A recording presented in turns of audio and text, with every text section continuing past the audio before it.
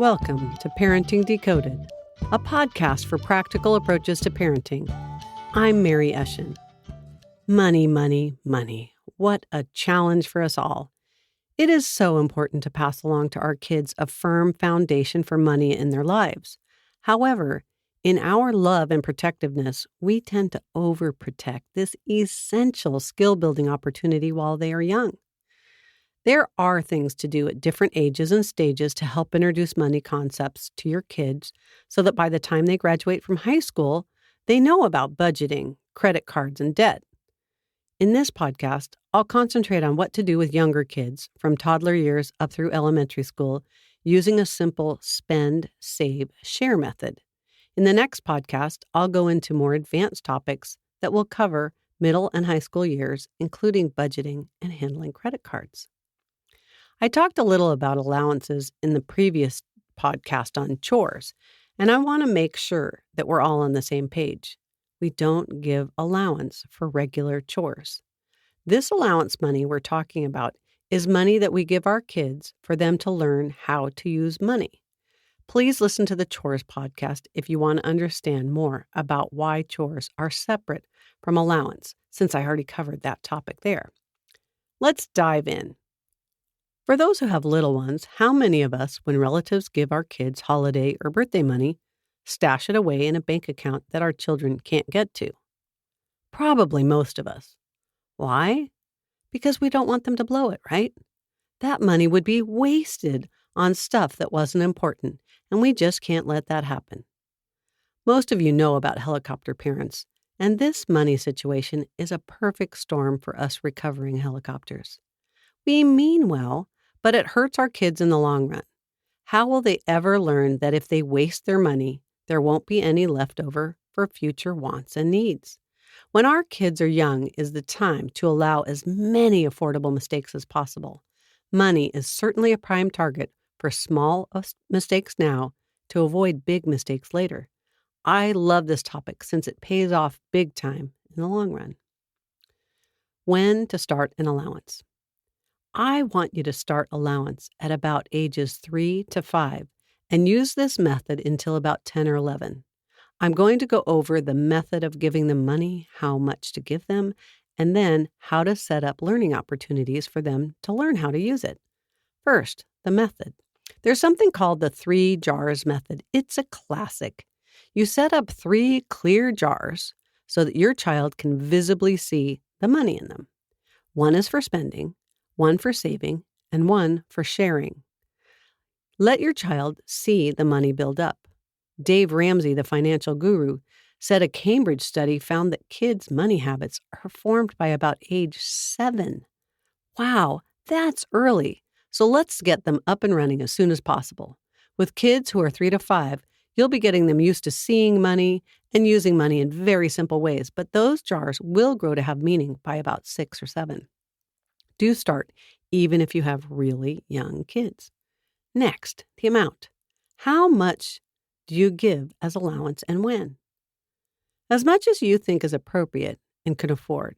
It could be a quarter or $1. It could be per week or per month. It doesn't matter, but be consistent. I used monthly. The amounts can change as your kids get older. I usually gave my boys a quote-unquote raise on their birthdays. You're going to have them split the allowance between 3 jars. Some number that can easily be split by 3 would be nice too, but whatever you want, you do want to not give so much that they're running out every week and buying stuff. Make them save for things they want. If they get birthday or holiday gifts, help them split the money between the jars. Help them count it as it grows so you can build up math skills along with money skills. Next, you let them have opportunities to spend, save, give. Let's go over some ideas for that now. For spending, when you are at the store and they ask for a treat, let them use their spend money instead of just using yours. If they didn't bring any of their money, I would encourage you to give them empathy in the form of, gee, this is such a bummer.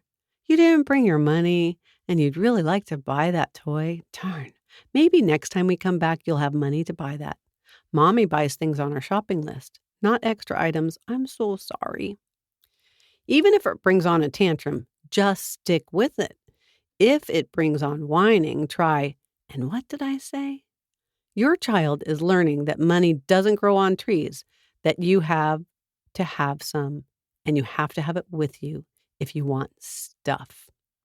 However, if you really think this is too mean, then you can lend them the money and have them pay you back when they get home.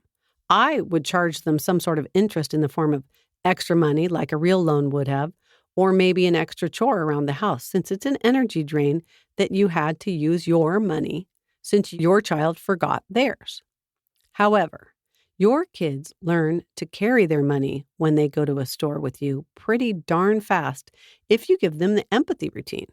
You want them to know that shopping takes money. It's not just a look, see, buy event, but a look, see, do I have the money to buy event. Next, save. Whenever you think there's enough money in their save jar, go with them to open a simple savings account once they get to about 6 or 7. Have them put their savings in that account at least once a year. You might even match the account dollar for dollar or at a 50% rate. Let them see it growing. Allow them to save for something special so that they can practice delayed gratification. A bike, a large Lego set, an expensive doll, etc. Research says that mastering the art of delayed gratification is super helpful as an indicator for future success in life. Some families will call this account college savings to promote the idea that kids will be going to college. But it could have some other name, but you need to differentiate it from their spend money in a way that's further and less immediate in nature. One of my friends had an accounting book instead of using a real bank. She labeled it Bank of Mom and put all the money transactions in it. Do what works for you, but the more you can make it be a realistic banking situation, the better. Sharing. If you go to church, let them take their share money for a donation, not yours. Maybe once a year you have them pick a charity that they can use their share money on. We used Heifer International for years as a share when my boys were little. Super fun to sponsor cows and chickens or even beehives in third world countries that help people get out of poverty. But work with your kids to figure out what they might care about. Make-A-Wish, Habitat for Humanity, Humane Society, Doctors Without Borders. It's great to model for our kids that money and the sharing of money can help others, not just themselves. The last skill with money for younger ones that I want to pass on to you is an early introduction to budgeting. If you, as a parent, when traveling or going to a special event like a theme park, typically give in to your kids who always want to beg for souvenirs, this simple budgeting practice will allow them to have independence to make more choices on their own. Many of us don't mind the concept of buying our kids something to remember a trip. However, we often get roped into buying things at every stop and often spend more than we want to. Those adorable puppy eyes pleading with us for one more set of polished rocks are just sometimes beyond us to resist, right? Well, here's the new plan. Before you head off on vacation, set up a travel trinket budget for your kids. They can spend it on anything, but when their trinket money is gone, it's gone.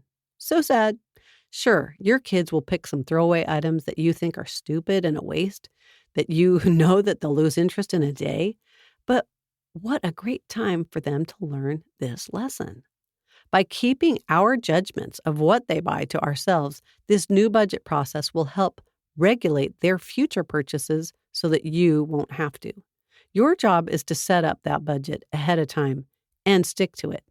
I'd even give the kids cash dollars and a wallet so that they have a chance to physically deal with the bills and the change. They might even learn what it's like to lose a wallet. Ouch, you know? I would probably wait until 5 or 6 to institute the trinket budgeting when your kids have mastered some basic math. How much should your vacation trinket budget be?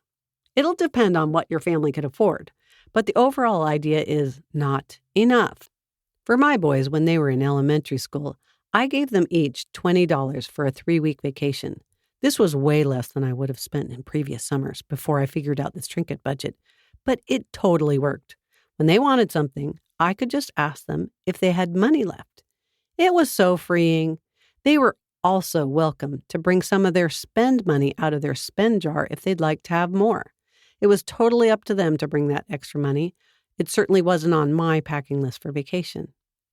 Okay, that's all for now. Good luck on getting some money understanding into your young ones. Don't forget to listen to my next podcast as your kids get older so that you can learn more about advanced budgeting and spending habits that will get them ready for adulthood. I do have a Pinterest board with more ideas on teaching about money. I'll put a link to it in the show notes.